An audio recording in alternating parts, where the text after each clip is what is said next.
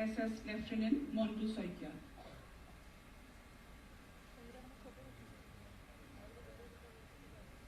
Hogan Bora, Urofe SS Lieutenant Colonel Sagar Topno.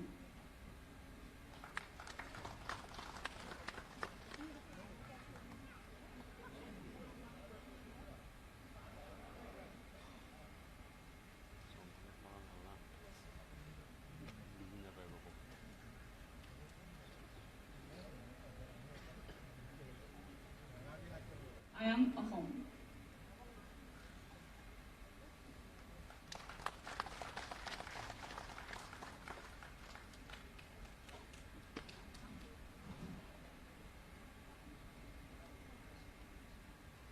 Rajkumar Pegu, Urofe SS Sergeant Major Ayang Ahom. Tutu Moran, Urofe Bidhan Ahom.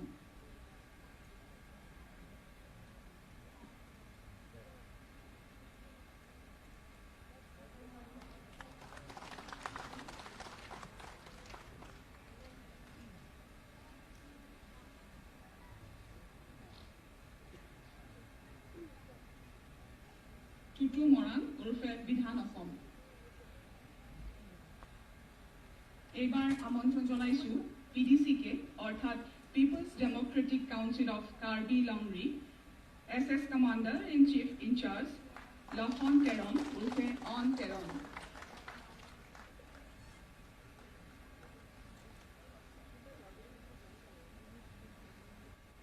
DNLA অর্থাৎ Dima national liberation আর্মির SS Publicity Secretary Hadisa উর্ফে রিপেন্স গার্লুসা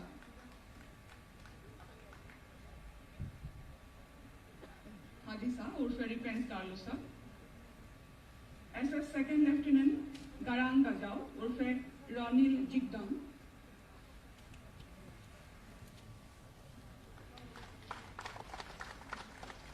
Garang Gajau,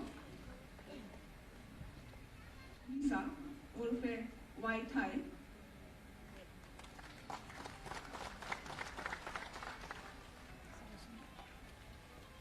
UPRF অর্থাৎ United People's Revolutionary Front or SS General Secretary Langminthang Guite উর্ফে Frankie, SS Defense Secretary Sinkamseng Guite উর্ফে Jovi, SS Sergeant Kelvin Guite উর্ফে Kelvin, Sergeant Sonthang Guite Urfe Omex, Corporal Hauginland Simte Urfe Brony,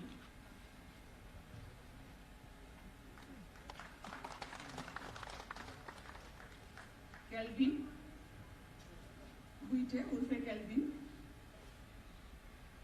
Sonthang Guite Urfe Omex,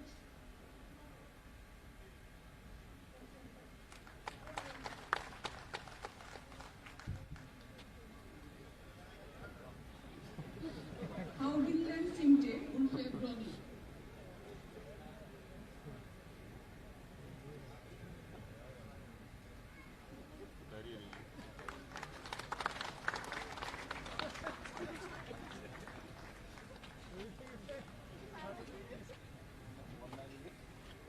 Hauginland Simte Urfe Brony,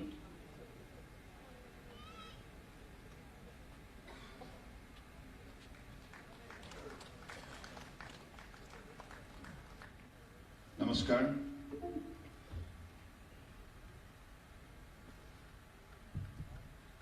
বিভিন্ন সশস্ত্ৰ সংগঠনৰ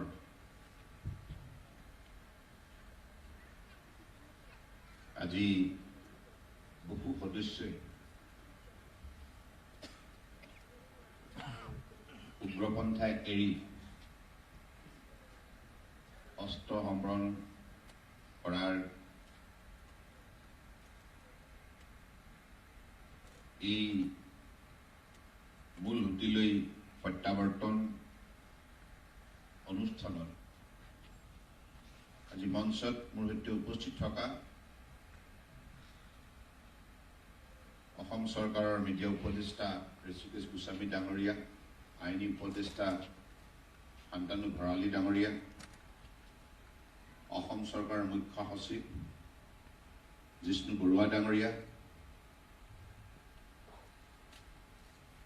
DGP Bhaskar Jyoti Mahanta ডাঙৰীয়া, additional chief secretary Pawan Borthakur ডাঙৰীয়া, principal secretary home Niraj Verma ডাঙৰীয়া,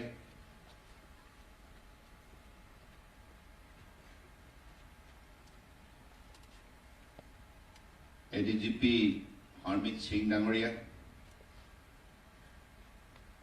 commissioner secretary home government of Assam G D. Tripathi ডাঙৰীয়া,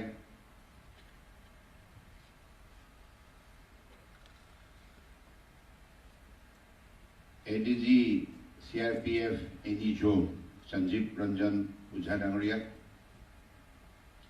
GOC 21 mountain division SP Singh ডাঙৰীয়া, joint director SIB Shrimati Rashmi Sinha ডাঙৰীয়ানী, IGP SB Hiren Nath ডাঙৰীয়া, আৰু আজি এই অনুষ্ঠানত উপস্থিত থকা অসম আৰক্ষী, CRPF, ইণ্ডিয়ান আৰ্মি, পৰম শ্ৰদ্ধাৰ বিষয়া কৰ্মচাৰীসকল, আৰু আজি মূল হতিলৈ প্ৰত্যাৱৰ্তন কৰা বিভিন্ন গৰাকী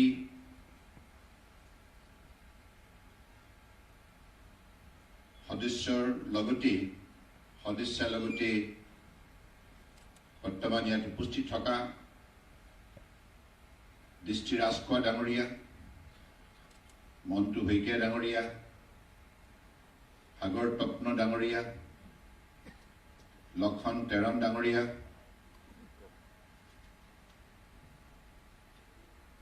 আদাইছা ডাঙৰীয়া, ফ্ৰেংকি ডাঙৰীয়া,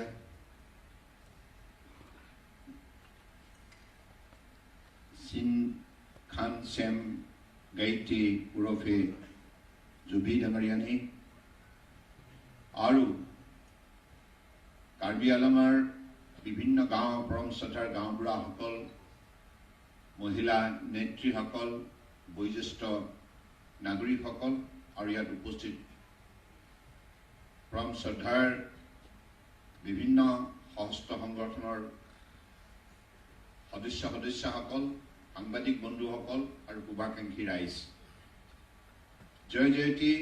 আজি শুভক্ষণত উপস্থিত থকা আপোনালোক সকলোৰে প্ৰতি মই মোৰ আন্তৰিক শুভেচ্ছা জ্ঞাপন কৰিছোঁ।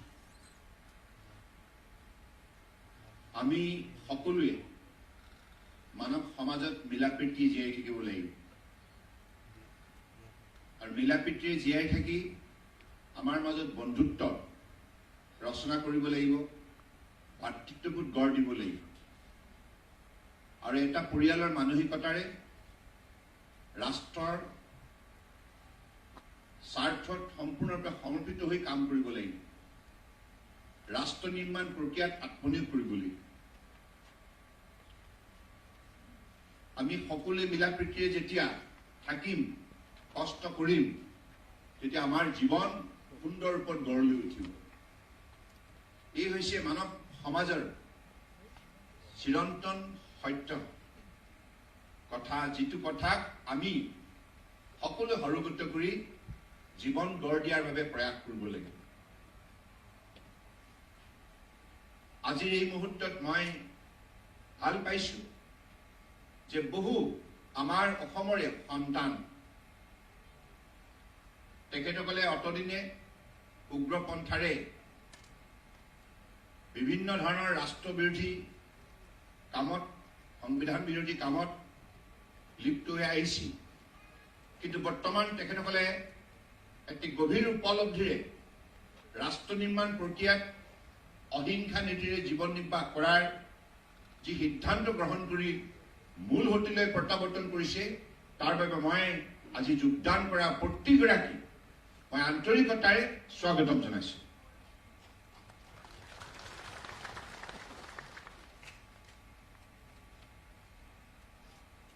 আজিৰ তাৰিখত আমি সকলোৱে জানো যে ভাৰতবৰ্ষৰ মাননীয় প্ৰধানমন্ত্ৰী ডাঙৰীয়াই ভাৰতবৰ্ষৰ কন্যাকুমাৰীৰ পৰা কাশ্মীৰলৈকে অৰুণাচল প্ৰদেশৰ পৰা গুজৰাটলৈকে ভাৰতবৰ্ষৰ বুকুত বসবাস কৰা প্ৰতিটো জাতি জনগোষ্ঠী ভাষা ভাষী ধৰ্মাৱলী লোকক আস্থা আৰু বিশ্বাসত লৈ सबका साथ सबका विकास सबका বিশ্বাস নীতিৰে সকলোকে মৰ্যাদা সহকাৰে উন্নয়নৰ দিশত আগুৱাই নিয়াৰ বলিষ্ঠ পদক্ষেপ লৈছে 2014 চনৰ পৰা মাননীয় প্ৰধানমন্ত্ৰী নৰেন্দ্ৰ মোদী ডাঙৰীয়াই যি আন্তৰিকতা যি শ্ৰদ্ধা ভক্তিৰে দেশৰ সকলো শ্ৰেণীৰ জনগণক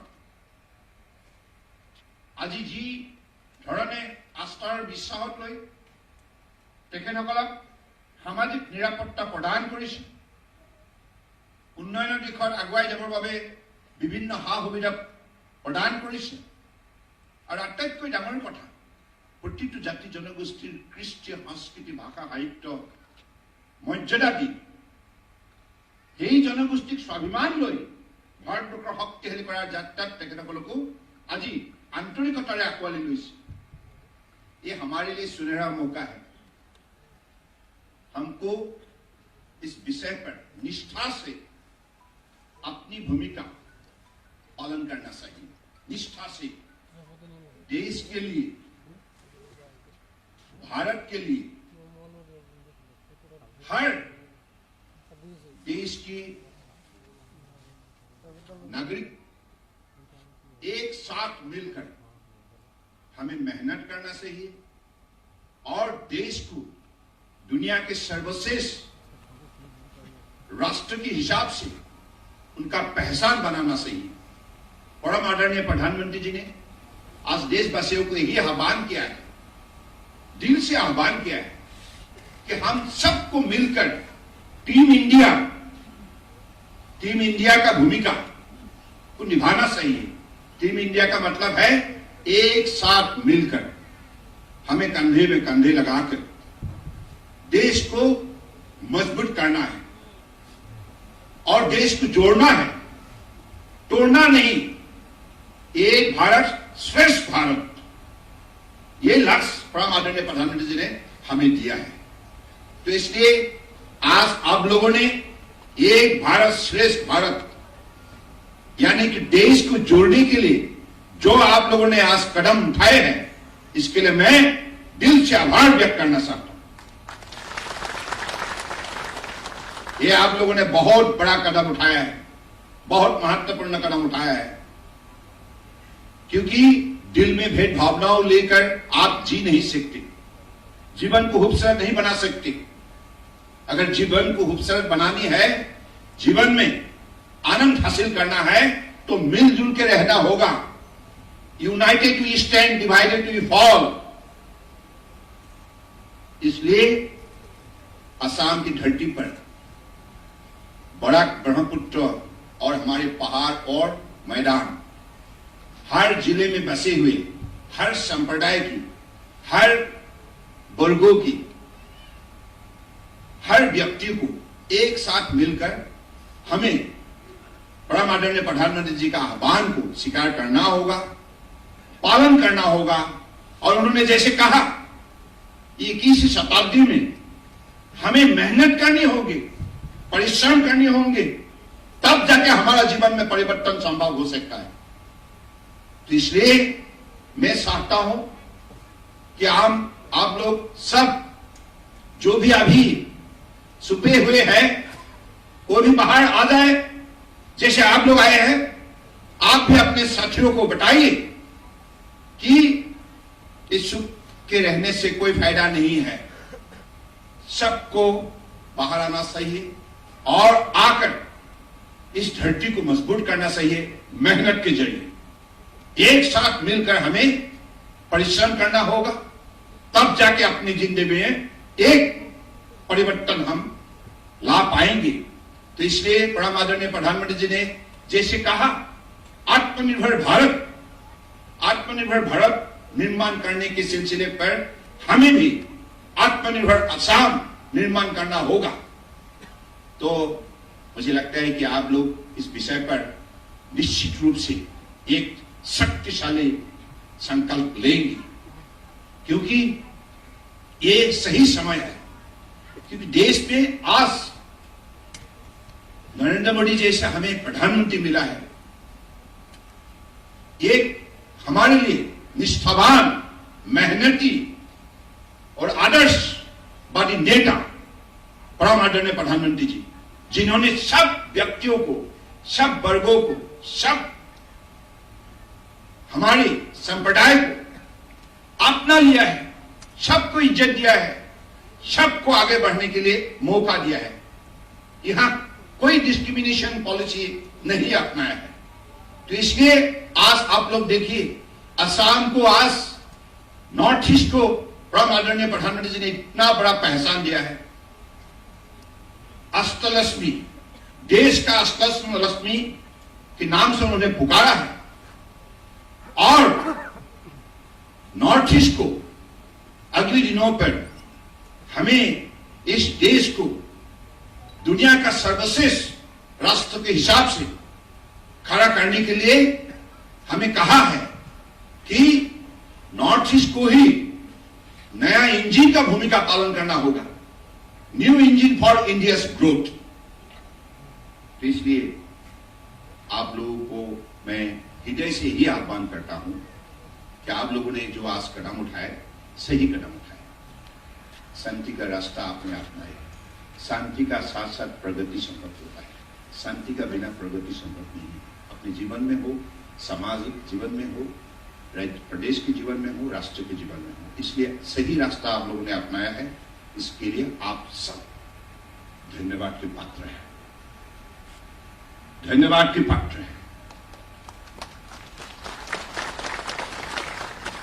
और असम सरकार की तरफ से आमिও অসম চৰকাৰে যিমান সংখ্যক সহস্ৰ সংগ্ৰামীয়ে আজি আত্মসমৰ্পণ কৰিছে, আমি তেখেতসকলক পুনৰ সংস্থাপন কৰিবৰ বাবে বিভিন্ন আঁচনি হাতত লৈছো। স্বাৱলম্বন আঁচনি হাতত লোৱা হৈছে।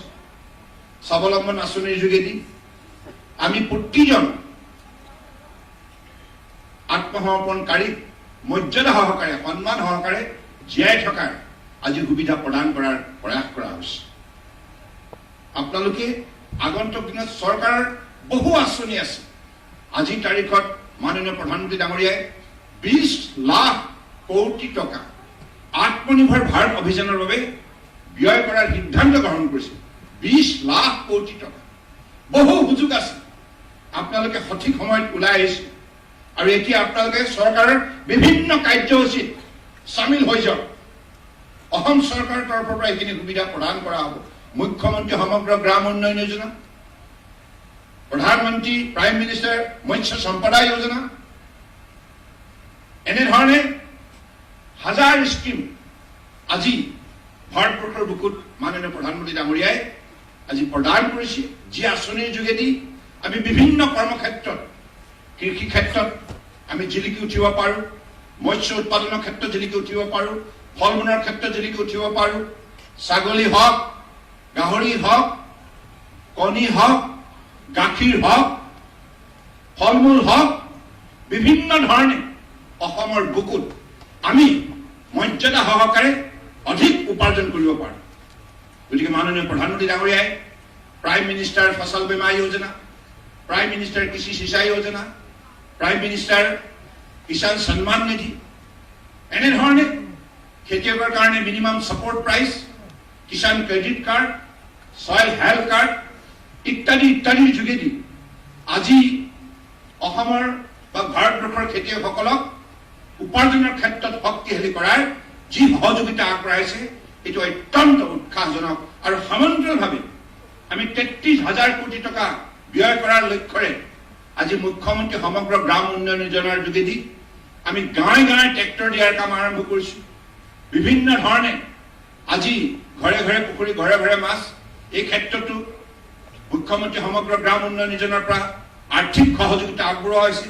এনেধৰণে যুৱশক্তি আগন্তুক দিনত ইচ্ছা প্ৰকাশ কৰিলে বিভিন্ন কৰ্মক্ষেত্ৰত সংস্থাপিত হ'ব পাৰিব।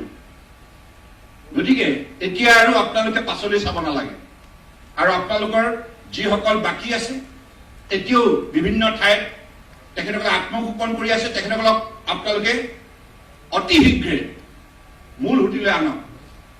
আপোনালোকে তেখেতসকলক কওক সেই জীৱনত কোনোদিনে পোহৰ নাহে, সেই জীৱন সম্পূৰ্ণৰূপে অন্ধকাৰচ্ছন্ন জীৱন। গতিকে সেই জীৱন ত্যাগ কৰি এই জীৱনলৈ আহক, য'ত শান্তি, মৰ্যাদা, সন্মান আৰু বন্ধুত্ব, আন্তৰিকতা, ভাতৃত্ববোধ আছে। গতিকে এই কামখিনি আপোনালোকে আগন্তুক দিনত কৰাৰ প্ৰয়াস কৰক। অসম চৰকাৰে সকলো সময়তে আপোনালোকক মৰ্যাদা সহকাৰে জীৱনৰ বাটত উপাৰ্জন কৰাৰ সুযোগ প্ৰদান কৰিব। এই দায়িত্ব আমাৰ। আৰু আজি আপোনালোকে যিখিনি অস্ত্ৰ ইয়াত আৰ্মছ এণ্ড এমুনিশ্যন আজি আপোনালোকে ইয়াত জমা দিলে, আৰু আপোনালোকৰ হাতত যদি তেনেধৰণৰ অবৈধ অস্ত্ৰ শস্ত্ৰ কাৰোবাৰ হাতত আছে অতি শীঘ্ৰে জমা দিয়ক। কাৰণ আপোনালোকে এতিয়া শান্তিৰ পথলৈ আপোনালোকে প্ৰত্যাৱৰ্তন কৰিলে। এতিয়া সমাজখনৰ লগত আপোনালোকে ঐক্যবদ্ধ প্ৰচেষ্টাৰে আগুৱাই যোৱাৰ আজি আপোনালোকে সংকল্প গ্ৰহণ কৰিলে। গতিকে মই বিশ্বাস ৰাখিছোঁ আজি আমাৰ অসমখন কিমান ধুনীয়া। 3খন বৰাক উপত্যকা জিলা, কাছাৰ, কৰিমগঞ্জ, হাইলাকান্দি, আৰু 3খন পাহাৰীয়া জিলা, পশ্চিম কাৰ্বি আলং, ডিমা হাছাও, কিমান সুন্দৰ জিলা। আৰু ইয়াৰ উপৰিও এই ব্ৰহ্মপুত্ৰ উপত্যকাত আৰু কত জিলা আছে, ধুবুৰী আছে, কোকৰাঝাৰ আছে, চিৰাং আছে, বাক্সা আছে, ওদালগুৰি আছে, নলবাৰী আছে, বৰপেটা আছে, বঙাইগাঁও আছে, গোৱালপাৰা আছে, দক্ষিণ চালমাৰ মানকাছাৰ আছে, এফালে কামৰূপ ৰুৰেল আছে, দৰং আছে, শোণিতপুৰ আছে, বিশ্বনাথ চাৰিআলি আছে, ডিব্ৰুগড় আছে, তিনিচুকীয়া আছে, ধেমাজি আছে, লখিমপুৰ আছে, চৰাইদেউ আছে, শিৱসাগৰ আছে, যোৰহাট আছে, গোলাঘাট আছে, নগাঁও আছে, মৰিগাঁও আছে, কামৰূপ মেট্ৰ' আছে, হোজাই আছে। অসমৰ ৩৬খন সুন্দৰ জিলা। এই জিলাত কিমান সুন্দৰ বাতাবৰণ আৰু কিমান জাতি জনগোষ্ঠীৰ কৃষ্টি সংস্কৃতিৰ এইখন সুন্দৰ হাৰুৱা পথাৰ। জৈৱ বৈচিত্ৰ্যৰ যিটো বিশাল শক্তি ইয়াত নিহিত হৈ আছে। গতিকে মই ভাবোঁ যে আপোনালোকে সঠিক সিদ্ধান্ত লৈছে, আৰু যিসকল এতিয়া আত্মসমৰ্পণ কৰা নহয় তেখেতসকলক আহ্বান জনাইছোঁ এই সভাৰ যোগেদি আপোনালোকে আগুৱাই আহক, আৰু এই মূল সুঁতিৰ সৈতে আপোনালোকে মিলি একেলগে আমি সকলোৱে কঠোৰ পৰিশ্ৰমৰ যোগেদি অসমৰ ভৱিষ্যত ভাৰতবৰ্ষৰ বুকুত উজ্জ্বল কৰি তোলোঁ। 5খন শ্ৰেষ্ঠ ভাৰতবৰ্ষৰ ৰাজ্যৰ ভিতৰত অসম অন্যতম হিচাপে যাতে গণ্য হয়, ইয়াৰ বাবে সকলোৱে আমি কঠোৰ পৰিশ্ৰমৰ দ্বাৰা অগ্ৰসৰ হওঁ, তাৰ বাবে মই সকলোকে আহ্বান জনাইছোঁ।